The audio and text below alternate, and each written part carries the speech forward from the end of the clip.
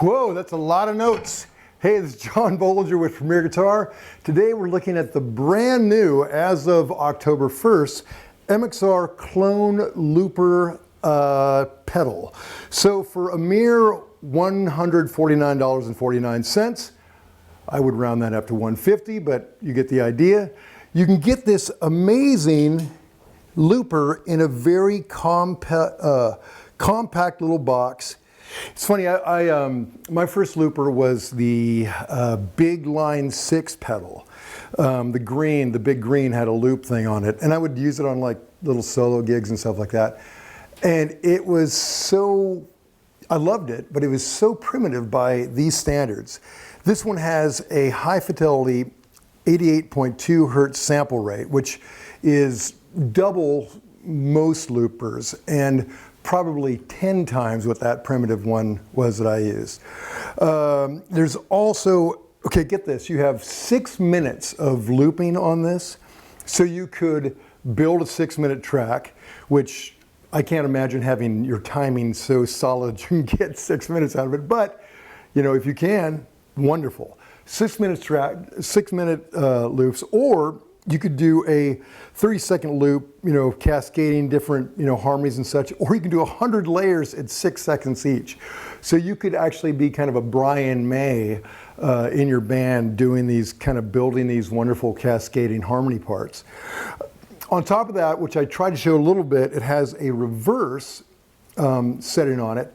So you can record something in standard and then flip it around and have it come back at you reverse, which is great.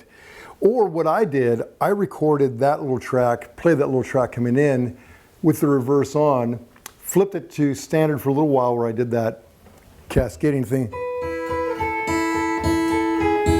then flipped it back, so it was then playing that in reverse. So it just has some fun options like that.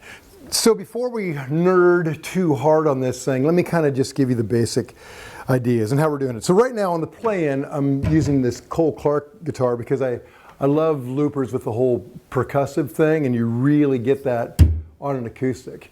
KT Tunzel, whom we did a rundown on a little while ago, is just a master of loops. She is fearless, and the looping unit that she's been using for 15 years now is huge and very primitive by this standard. And those were expensive back in the day. And like I said, this is 150 bucks.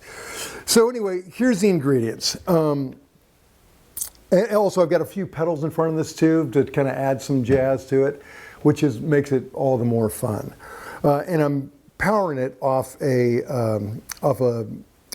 Big Joe lithium power box battery, but you know, any kind of standard power supply works. So here's what we have. Input, an expression out, and the expression has a few different functions. One of those functions, it can switch from half time to double time, which is very cool. And then we have a second control over here, and I'm using the MXR tap. And that, when I was going down live with that little play-in, I used it to switch between reverse and normal time. But here's what you do. And here's an indicator right here that tells you if the reverse is on, and this tells you the speed. So to turn the reverse on and off, just hold that down and it's off. Hold it down and it's on. I'll make it off again. The rest is really easy.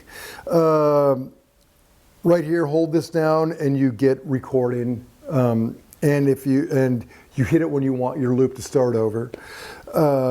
When you want to just have it play without recording more, you just hit the play. And then you hit it again when you want to overdub. Hit this pedal again when you want to overdub. The cool thing is, even after you power this down, it will play your loop again. So the loop we just recorded.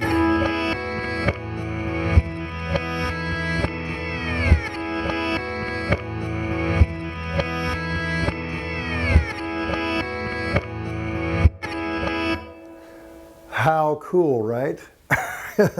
So it's pretty cool to have that recorded, and then you can reintroduce it, kind of like a motif. To erase it, we just hold down the first button and it's gone. Also, this tap function can jump between the half speed and double speed. Using this control out for stretchable time gives you some cool options. So we have our loop. Hit it fast twice.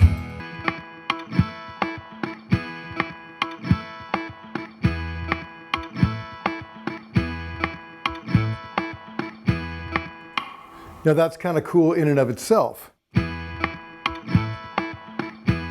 So it's a cool effect just to hear everything up there at double time.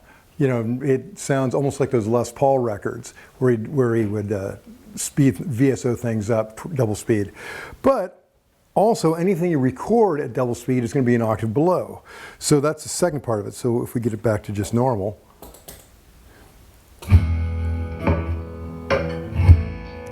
Hear that part?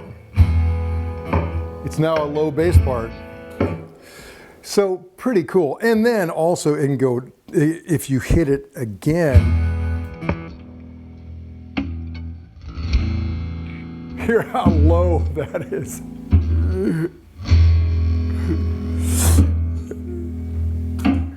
I mean, that is slow, but I'm sure there's a way to make that work in some sort of cacophonous ending to a song or whatever.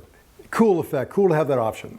So one of my favorite features of this looper is that there is a indicator that lets you know when your loop starts.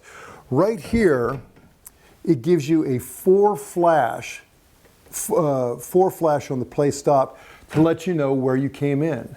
Now if you're doing a percussive track, it's really hard to know where 1 is, and it's easy to lose track, but this will tell you. So let me just demonstrate that right quick.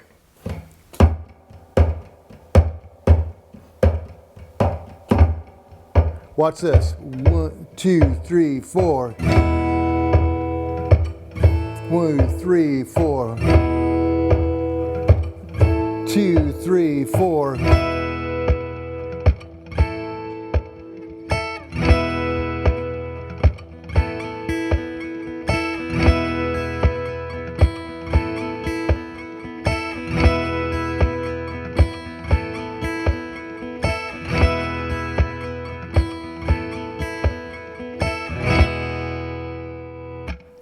How cool, right? Other features, there's a 1 play hit where you give you just 1 quick repeat.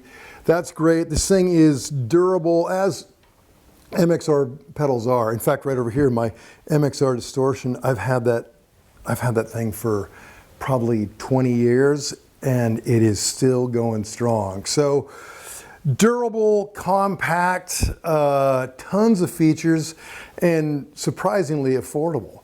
If that's not enough, there's also true bypass or buffered.